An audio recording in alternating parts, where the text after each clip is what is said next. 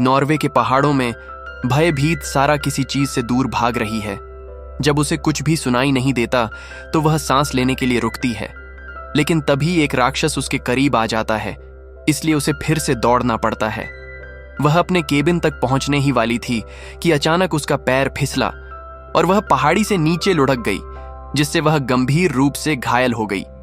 उसी समय राक्षस उसे पकड़ लेता है और मार डालता है। इस बीच मेडिकल छात्रों का एक ग्रुप छुट्टियां बिताने के लिए पहाड़ों की यात्रा करता है तथा जंगल में एक केबिन में रहता है। इसमें सारा का बॉयफ्रेंड वेगहार्ड भी शामिल है, जो सोचता है कि सारा अभी भी स्कीइंग यात्रा पर है और अगले दिन आ जाएगी। ग्रुप इस क्षेत्र में फोन सिग्नल की कमी से निराश है, लेकिन फिर भी मौज मस्ती के कई तरीके ढूंढ लेता है। कुछ समय बाद जब लिव शौचालय में जाती है तो वह पेड़ों के बीच चलती एक अजीब आकृति को देखकर चौंक जाती है। वह दूसरों को बताने के लिए वापस अंदर जाती है, लेकिन सभी लोग मान लेते हैं कि वह कोई जानवर था। उसी समय वॉन्डरर उनके दरवाजे पर आता है और कॉफी मांगता है तो समूह उसे अंदर आने देता है। कुछ हिचकिचाहट के बाद वॉन्डरर इस स्थान के पीछे के इतिहास को साझा करने के अवसर का उपयोग करता है। द्वितीय विश्व युद्ध के दौरान जर्मन सैनिकों की एक टीम ने इस क्षेत्र पर आक्रमण किया, क्योंकि यह ब्रिटेन और रूस के बीच काफिलों को रोकने के लिए एक महत्वपूर्ण कड़ी थी। कर्नल हर्जोग के नेतृत्व में सैनिकों ने 3 साल तक स्थानीय लोगों के साथ दुर्व्यवहार और अत्याचार किया। बाद में जब जर्मनी युद्ध हारने वाला था तो सैनिकों ने सभी कीमती सामान चुरा ली जो उन्हें मिल सके। स्थानीय लोगों ने इस अवसर का लाभ उठाते हुए आधी रात को नाजियों पर हमला कर दिया, जिसमें अधिकांश नाजियों की मौत हो गई। हर्जोग और बचे हुए लोग चोरी के सामान के साथ पहाड़ों में छिपने के लिए भाग गए। वे लोग कभी वापस नहीं लौटे, इसलिए स्थानीय लोगों ने मान लिया कि उनकी ठंड से मौत हो गई होगी। लेकिन आजकल ऐसा कहा जाता है कि वहां पर बुरी आत्मा का वास है। जब वॉन्डर अपनी कहानी समाप्त करता है तो समूह हंसता है और उसकी बात पर विश्वास नहीं करता। इस बीच जब वॉन्डर अपने तंबू में भोजन कर रहा होता है तो उसे शोर सुनाई देता है। अपनी बंदूक उठाने के बाद वह बाहर आता है और टॉर्च की रोशनी में चारों ओर देखता है। वह कुछ भी नहीं देख पाता, लेकिन वही अजीब आवाज सुन सकता है। अचानक एक राक्षस प्रकट होता है और वॉन्डरर का गला काट देता है, जिससे वॉन्डर की मौत हो जाती है।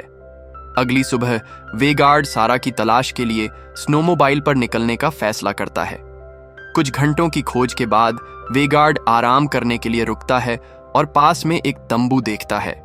वह अंदर देखता है और वॉन्डरर के शरीर को देखकर भयभीत हो जाता है। बर्फ में खून से सने पैरों के निशान भी हैं, इसलिए वह उनका पीछा करना शुरू कर देता है, इस उम्मीद में कि वे उसे सारा के पास ले जाएंगे। अंततः उसे स्नोमोबाइल को वहीं छोड़कर पैदल चलना पड़ता है और वह बेहोश होकर एक गड्ढे में गिर जाता है। इधर क्रिस शौच के लिए बाथरूम जाती है। वह देखती है कि एक डरावना चेहरा उस पर जासूसी कर रहा है और वह डर जाती है, क्योंकि वह प्राणी गुर्राना शुरू कर देता है और शौचालय के चारों ओर घूमने लगता है। अचानक उसके नीचे का फर्श ढह जाता है और वह गिर जाती है। वह दर्द से रोते हुए बाहर निकलती है, क्योंकि उसके पेट में चोट लगी है। क्रिस अपनी चोट के कारण धीरे धीरे चलते हुए वह मदद के लिए चिल्लाने की कोशिश करती है, लेकिन ग्रुप तेज आवाज में संगीत सुन रहा होता है और उसकी आवाज नहीं सुन पाता। राक्षस मौका पाकर क्रिस पर कूद पड़ता है और उसे दूर ले जाता है। जब तक हन्नाह संगीत बंद करके बाहर आती है, तब तक क्रिस जा चुका होता है। हन्नाह अभी भी डरी हुई है और दीवार पर लटकी एक बंदूक देखती है, इसलिए वह उसे सुरक्षा के लिए मार्टिन को दे देती है। तीनों व्यक्ति केबिन से बाहर निकलते हैं और चारों ओर देखते हैं, लेकिन उन्हें बर्फ में दबे एक रहस्यमयी बैग के अलावा कुछ भी नहीं मिलता। वे इसे करीब से देखने के लिए वापस अंदर लाते हैं और यह देखकर चौंक जाते हैं कि यह सारा का है। हन्नाह खिड़की से बाहर देखती है और अंततः क्रिस को देखकर राहत महसूस करती है।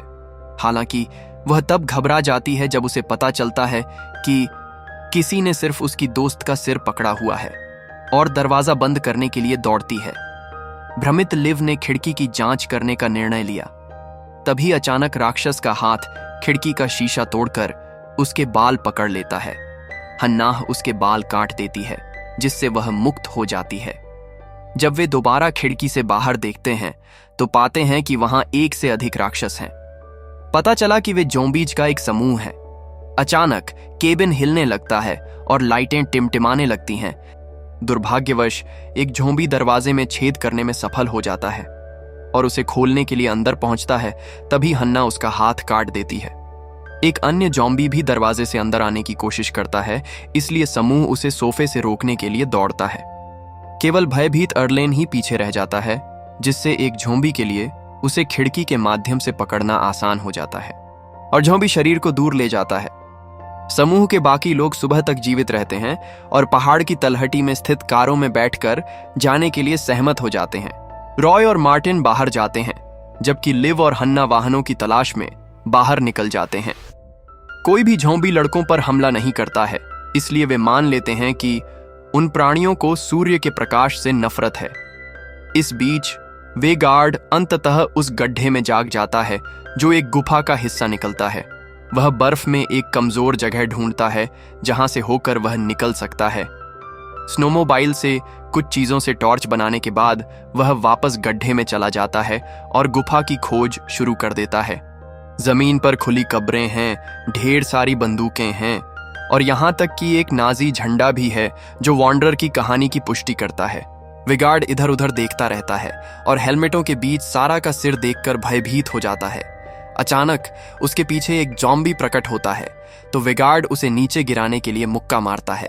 ज़ॉम्बी तुरंत वेगार्ड को गुफा से बाहर फेंक देता है और उस पर चाकू से वार करने की कोशिश करता है। फिर वह राक्षस को धक्का देकर गिरा देता है। जब वेगार्ड जमीन पर गिरता है तो एक और ज़ॉम्बी उसके नीचे बर्फ के माध्यम से पहुंचता है और वेगार्ड को जल्दी से चकमा देना पड़ता है। इसके बाद वेगार्ड ज़ॉम्बी के सिर पर लकड़ी का एक टुकड़ा तोड़ता है। फिर वेगार्ड दूसरे गिरे हुए चाकू को ढूंढता है और उसे ज़ॉम्बी की आंख पर फेंकता है। उसी समय पहला ज़ॉम्बी वेगार्ड की गर्दन को काटने जाता है। दर्द से चीखने के बाद वेगार्ड उस प्राणी पर तब तक प्रहार करता है जब तक वह मर नहीं जाता। जंगल में हन्ना और लिव अभी भी दौड़ रहे हैं और अधिक ज़ॉम्बी प्रकट होते हैं और लिव के पीछे दौड़ते हैं जब तक कि वे उसे बेहोश नहीं कर देते। कुछ मिनट बाद लिव जाग जाती है और यह देखकर भयभीत हो जाती है कि ज़ॉम्बीज उसके अंगों को खा रही हैं। अपनी अंतिम सांस के साथ वह ज़ॉम्बी की बेल्ट में ग्रेनेड को सक्रिय कर देती है, जिससे उसके आसपास के सभी ज़ॉम्बी मर जाते हैं और इस प्रक्रिया में वह भी मर जाती है। जब ज़ॉम्बीज जंगल में खोजबीन शुरू करते हैं तो हन्ना एक पेड़ के ऊपर छिप जाती है, लेकिन उसका स्थान पता चल जाता है और एक ज़ॉम्बी पेड़ पर चढ़ना शुरू करता है। फिर वह एक शाखा पकड़ती है और नीचे मौजूद ज़ॉम्बी पर छलांग लगाती है और उसके चेहरे पर वार करके उसे मार देती है। दूसरा ज़ॉम्बी भी पेड़ से कूद जाता है और जंगल में हन्ना का पीछा करना शुरू कर देता है। जैसे ही वह करीब आता है, हन्ना बर्फ पर तब तक पैर पटकती रहती है जब तक वह टूट नहीं जाती और वे दोनों खाई में गिर जाते हैं। कुछ मिनट बाद हन्ना जागती है और खुद को बर्फ में दबी हुई पाती है। काफी प्रयास के बाद वह बाहर आने में सफल हो जाती है, लेकिन उसे पता चलता है कि ज़ॉम्बी भी जीवित है। इसलिए हन्ना आसानी से उसे मारने के लिए उसके सिर पर लात मार देती है। केबिन में मार्टिन लाशों को खिड़की से धकेल रहा है, जबकि रॉय बम बनाने का काम पूरा कर रहा है। वे केबिन से बाहर भागते हैं और सुरक्षित रूप से बगल की झोपड़ी में पहुंचते हैं, जहां उन्हें ढेर सारे टूल्स मिलते हैं। रॉय और मेरिन ज़ॉम्बी से लड़ने के लिए तैयार होकर बाहर आते हैं और एक के बाद एक ज़ॉम्बी को मारना शुरू कर देते हैं। भले ही वे कितने भी ज़ॉम्बी को मार डालें, लेकिन और भी ज़ॉम्बी आते रहेंगे और उन्हें यकीन नहीं है कि वे यह लड़ाई जीत पाएंगे। उसी समय वेगार्ड वहां आता है और मशीन गन से गोलीबारी शुरू कर देता है, जिससे सभी ज़ॉम्बीज नीचे गिर जाते हैं। तीनों दोस्तों को लगता है कि उन्होंने लड़ाई जीत ली है, लेकिन अचानक वेगार्ड के पीछे और अधिक ज़ॉम्बी आ जाती हैं और उसे चाकू मार देती हैं। फिर वे उसके शरीर को पकड़ लेते हैं और तब तक खींचते रहते हैं जब तक कि उसके हाथ, पैर और सिर नहीं फट जाते। जब खून से लथपथ हन्ना घुटनों के बल गिरती है तो मार्टिन दौड़कर उसके पास जाता है और उसे मरते हुए देखता है। उसी समय ज़ॉम्बी सैनिकों के साथ आता है। मार्टिन तुरंत गोलीबारी शुरू कर देता है और अधिकांश दुश्मनों को मार देता है। रॉय और मार्टिन भागने लगते हैं, जबकि ज़ॉम्बी उनका पीछा करते हैं। रॉय गलती से कुछ शाखाओं में फंस जाता है और दुश्मन उसे पकड़ लेता है। दो ज़ॉम्बीज को धक्का देकर मार्टिन वापस केबिन की ओर भागता है, जो पूरी तरह जल चुका है। जब रात होती है, मार्टिन थक जाता है, लेकिन अंततः वह पहाड़ की तलहटी तक पहुंचता है और अपनी कार ढूंढ लेता है। तभी ज़ॉम्बी खिड़की पर आता है और हमला करने के लिए कांच तोड़ देता है और फिल्म यहीं खत्म हो जाती है। तो दोस्तों, आज के वीडियो में बस इतना ही।